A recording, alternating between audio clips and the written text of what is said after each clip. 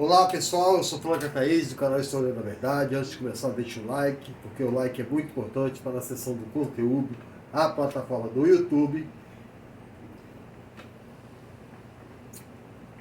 E vamos abordar dois assuntos aqui. Primeiro, eu penso que todo pastor evangélico não deveria ser pastor com menos de 4 anos de teologia, para poder ter conhecimento e não falar besteira, né? E todo policial deveria passar por um curso de reciclagem, né? Porque eles são uma força que serve à elite, né? Eles entram nas favelas matando, né? Metendo o pé na porta, né? Essa operação Jacarezinho, por exemplo, foi 200 policial que mataram 28 pessoas, e há relatos de jovens menores que foram mortos desarmados, executados, né? E esse grupo de policiais pertence a uma organização de extermínio, né? Por ano são mortos 5.660 jovens pelo crime de pobreza, né? Teve um caso famoso de um motoqueiro que não parou na blitz, tomou 38 tiros pelas costas. O músico tomou 81 tiros, né? A favela do Jacarezinho, Jair Bolsonaro aplaudiu, e um pastor evangélico que eu vi agora há pouco, estava vendo num canal no YouTube, também aplaudiu. Onde Jesus aplaudiria assassinato de pobres, pelo crime de pobreza, porque só 2 dos mortos tinham passagem pela polícia. O resto não, né? Mas acusam de banditismo. Por quê? Porque são pobres, negros, favelados, né? E esse Gabriel Monteiro é um youtuber com 5 milhões de seguidores, o YouTube pastor evangélico da Assembleia de Deus, né? E ele acusa um coronel chamado Ibis, né? Porque o coronel é reformado e pertence ao PSOL, né? É um coronel de esquerda, né? Ele acha que o coronel de esquerda não poderia ter ido na favela da Maré e não ter prendido bandido, e não ter sido morto, porque para ele favela é lugar de bandido e de gente morta, né? O coronel foi convidado para dar uma palestra, né? Mas ele não admite. Ele disse que tinha que prender vagabundo. Vagabundo, né? É banqueiro. Vagabundo é Paulo Guedes, que tira direito de trabalhadores. Vagabundo é o presidente que ele defende, que matou 550 mil brasileiros. Vagabundo é Flávio Bolsonaro, que enriqueceu ilicitamente, né? E ele ataca o coronel e foi expulso da polícia, né? Ele é tradicionalmente conservador de direita, né?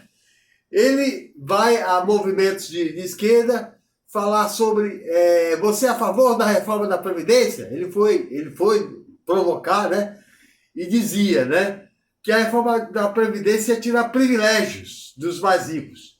E não tirou nenhum privilégio. Juiz continuou ganhando salário de juiz, com 25 anos de aposentadoria, militares ficaram fora, só os trabalhadores que ganham até 3 salários mínimos que entraram na reforma da Previdência, né? Ele é um pobre de direita que milita contra a própria condição de vida dele, de pobre de direita, né? Ele defende a Previdência, a Previdência Social precarizada, né? Que é a Previdência Social que o trabalhador paga uma poupança, né, para se aposentar, que dificilmente o trabalhador tem dinheiro no final do mês para depositar no banco, para ter uma renda no final da vida, e provavelmente vai receber muito pouco e vai morrer de fome no final da vida, né? Que é a Seguridade Privada do Paulo Guedes, que tira todos os encargos sociais da Constituição, né, que está aqui. São vários impostos que financiam a Previdência Social, né? A Previdência privatizada, você não tem direito à licença gestante, você não tem direito à licença de acidente de trabalho, à doença do trabalho, você não tem direitos nenhum, né? E no final da vida você recebe muito pouco. E ele estava defendendo, né, a reforma da Previdência, né? Ele defendeu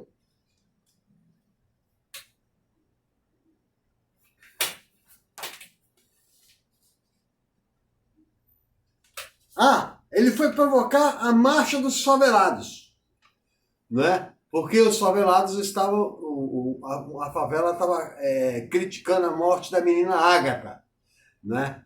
E ele foi provocar os favelados, né? Que a polícia militar tirou 800 fuzis da favela, né? Mas ele não fala dos 139 fuzis que estavam no condomínio Vivendas da Barra, ao lado da casa do presidente.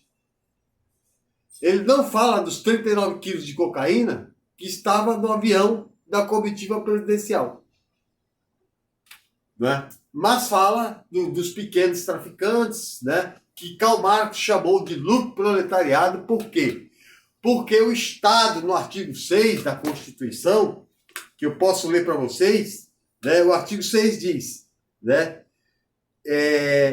Salário mínimo fixado, garantia de salário, garantia de emprego, repouso remunerado, né? Remuneração digna com o trabalho, né? Emprego garantido pelo Estado, né? E o Estado não garante nada. Educação de qualidade. O Estado não garante educação de qualidade, não garante empregabilidade para essa juventude. Eles têm que sobreviver. Eles vão sobreviver como? Vão partir para o mundo do crime. E Friedrich Engels já dizia no livro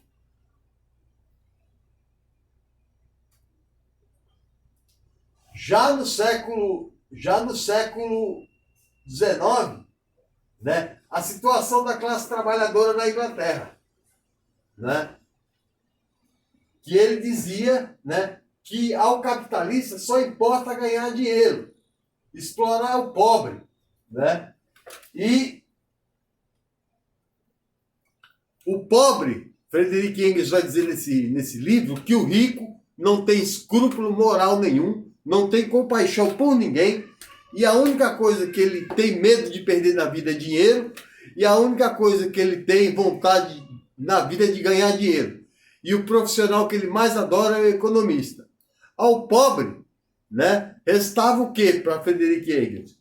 Ou ele se suicidava rapidamente, ou ele morria de fome rapidamente, lentamente, ou ele partia para o mundo do crime, que é o lucro proletariado. Ele está sobrevivendo, ele precisa comer.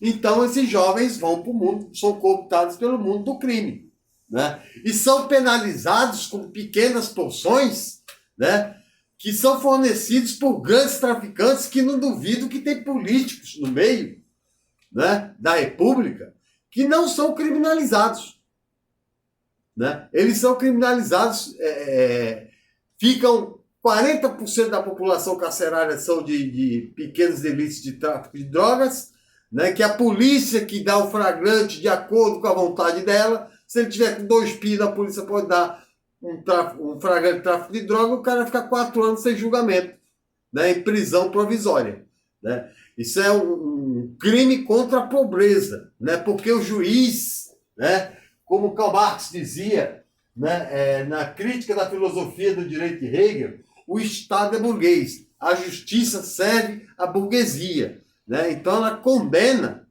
né, o pobre. O rico tem um aparelho maior de defesa do que o Estado, como dizia Michel Foucault em Vigiar e Punir, né? Que quando o rico tem um aparelho maior do que o Estado para se defender, ele se livra. O pobre raramente tem um advogado de defesa. E aí ele vai preso. Continua preso, sem julgamento, né? E quando é julgado é inocentado e ficou muito tempo preso por nada, né? É cooptado pelas facções criminosas, né? E se torna dependente das facções criminosas, né? O Brasil hoje já tem a 3ª maior população carcerária do mundo, né? A maioria, 70% de negros que não tem a 5ª série, né? Então, é um crime político. É o Estado que é criminoso, que negou a educação, a oportunidade de emprego, né, para que os jovens não fossem cooptados pelo mundo do crime, né? Essa defesa de Estado mínimo não existe, porque o Estado tem que ser o fomentador do desenvolvimento econômico, né? E aí ele atiça o coronel, diz que o coronel recebeu dinheiro do Comando Vermelho, né? Só que ele não fala, né, do filho do presidente que ele defendeu, né, é aliado das milícias do Rio de Janeiro, né, de Adriano da Nóbrega, que é a mulher, inclusive, fez delação premiada, e em breve nós saberemos quem foi o mandante do crime de Marielle Franco. Ele diz, né, que o policial se associa ao Comando Vermelho, mas ele diz que Flávio Bolsonaro foi entregar medalha de honra ao mérito para Adriano da Nóbrega, que estava preso por assassinato de gente inocente, né? Ele provoca a todo momento, né, os movimentos sociais, né? Ele fala, você sabe o que é conservadorismo? Nem ele sabe, né? Conservadorismo é o que defendia Jesus. Jesus nunca defendeu conservadorismo, né? As pessoas confundem conservadorismo com a Bíblia. Conservar os valores bíblicos. Conservar os valores bíblicos é uma coisa muito diferente do que o conservadorismo. O conservadorismo é um movimento ideológico que tenta manter a ordem como ela está. O pobre sempre oprimido e o rico sempre no poder. Por que eles odeiam Paulo Freire? Porque Paulo Freire trabalha toda essa questão de desalienação da sociedade, né? O conservadorismo é o movimento mais criminoso da história da humanidade. A Igreja Católica, a Igreja Evangélica, matou milhões durante a história, né? Quando eles atacam o socialismo, né? Eles dizem, socialismo, você é a favor do socialismo, então você tem que doar tudo que tem. Ele é um ignorante. Quem fala que tem que doar tudo que tem é Atos dos Apóstolos. Depois vocês leiam. Capítulo 4, versículo 34, 35, 36. Que os apóstolos dividiam tudo que tinham, né, vendiam propriedades e repartiam tudo que tinham, até o século III, depois do Concílio de Nicéia, quando a igreja passou a ser dominadora e adorar o Deus dinheiro. Mas antes, eles eram socialistas, né? Rosa Luxemburgo escreve um livro chamado Socialismo Primitivo dos Cristãos, quando eles eram perseguidos. Jesus foi um revolucionário.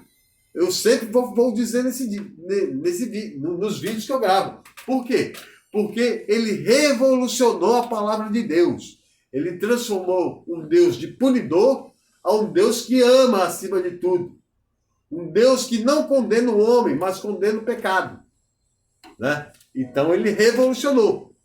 E ele era um subversivo porque ele subvertia a ordem, né? Dai a César o que é de César, dai a Deus o que é de Deus, né? Ele enfrenta, meu reino não é daqui, meu reino é dos céus, né? Ele está fazendo uma afronta ao Estado, uma afronta ao Caifás. Isso é subversão da ordem. Por isso ele foi crucificado. Está nos livros de história bíblicas que eu tenho aqui, né, que ele foi condenado por subversão, que era passível de crucificação. Era um crime tão grave que era a pena mais dura, a crucificação.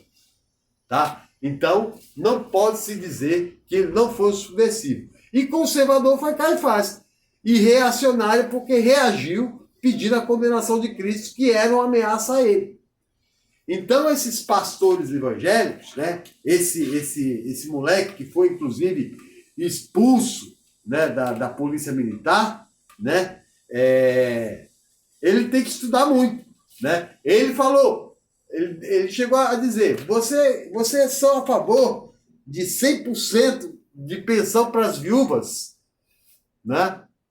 Eu sou a favor de que um trabalhador, quando morre, a viúva tem que ter 100%, não 50%. Porque as filhas de militares, tem filhas de militares no Brasil que não casam para receber até 100 mil reais de pensão. Os militares continuaram com os privilégios, juízes continuaram com os privilégios, parlamentares continuaram com os privilégios, porque senão a reforma não passaria. Né? Só o trabalhador que foi afetado. Né? As operações policiais, né, no Rio de Janeiro, em 2019, mataram 5.680 pessoas. A maioria sem passagem da polícia. Qual o crime? Pobreza. Preto, pobre, né, mata. Né? Engraçado que a polícia invade Jacarezinho, invade a favela da Maré, que é dominada pelo Comando Vermelho, mas não invade 60% das favelas do Rio de Janeiro, que é dominada pelo pelas milícias, né? Porque são amiguinhos. Né? E a milícia explora gás, a milícia explora transporte, a milícia explora TV a cabo, a milícia explora empréstimos financeiros, a milícia vende crack, vende cocaína, vende maconha, né? E são policiais criminosos, né? Que a polícia não age contra eles. Né? É um pastor, né, que precisa estudar muito para poder colocar a cabeça no lugar. Eu sou a favor da reforma da polícia militar. O policial militar ele tem que ter aula de ética centrada no outro. Outro dia eu tive que entrar numa briga de um policial que deu um soco na boca de um moleque de 12 anos e eu falei, policial, você está errado. E ele, quem é você? Eu falei, eu sou um cidadão que conhece a lei e conheço o ECA. Você não pode bater no menor. O menor de 12 anos não pode ir nem na frente do juiz sem a presença do pai. Ele me prendeu por abuso de autoridade, só que eu sou funcionário público, não se aplica a mim. Quando eu cheguei na delegacia, o delegado era meu amigo. Ô, professor, o que você está fazendo aqui? Eu fui preso por esse polícia aí por abuso de autoridade. Por quê? Porque ele deu um soco na boca do menor e eu fui contra. Aí o policial covardemente disse que não. O menor falou, deu um soco, a minha boca rachada aqui. Porque eu falei para ele, se fosse no seu filho, você não bateria. Mas no filho dos outros, você bate. Né? E o final da contenda policial foi que eu saí primeiro do que ele ficou respondendo pelo crime de agressão ao menor. Outro dia, eu moro perto da escola que eu dou aula, eu fui almoçar e tinha uma senhora de mais ou menos 70 anos pedindo comida. E eu nunca neguei comida para ninguém. Eu falei, espera um pouquinho que eu vou pegar a marmita para a senhora. Quando eu voltei, ela estava do outro lado da rua. O policial, o sargento do corpo de bombeiros, que é amigo do meu tio, e depois não falou mais comigo, colocou ela do outro lado da rua porque ela estava atrapalhando. Né? E é um cristão.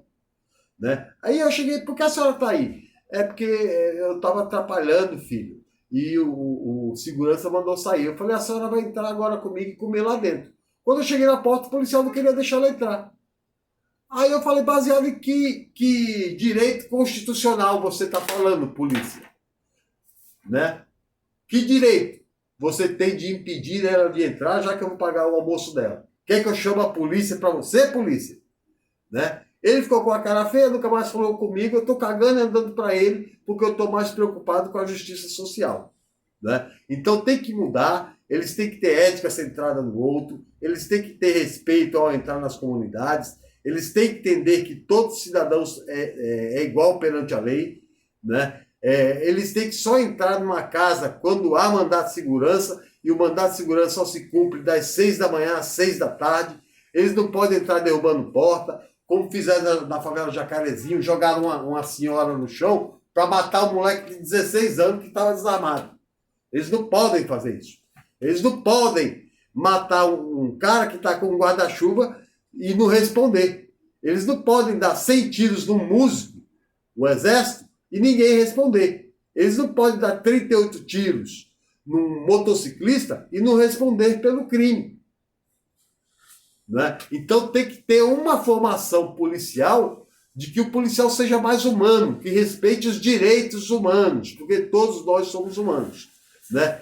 E pessoas como essa, né, eu penso que a lei no Brasil deveria ser mudada, né, a respeito da religião, porque todo padre ele faz 4 anos de teologia e 3 de filosofia. E o pastor faz 3 meses de curso por correspondência e fica falando besteira. Que nem o Marcos Feliciano outro dia disse que a África é amaldiçoada porque são descendentes de Cã, que é filho de Noé, que foi amaldiçoado por Deus.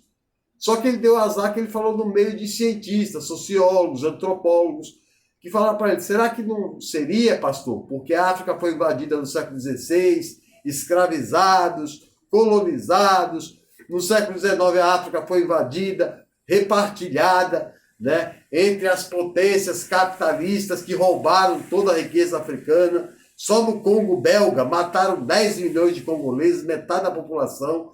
65 milhões de africanos morreram na invasão do continente africano. Winston Churchill, que é chamado de estadista por Rodrigo Constantino, é um hipócrita, porque se não fosse Stalin, Hitler teria fundado a ilha dele, né? E mesmo depois da guerra, quando ele quase foi colonizado por Hitler, ele manteve as colônias de dominação na África e na Índia, que só conseguiu a independência através da desobediência civil e da luta de Mahatma Gandhi, que ele chamou de vagabundo, né?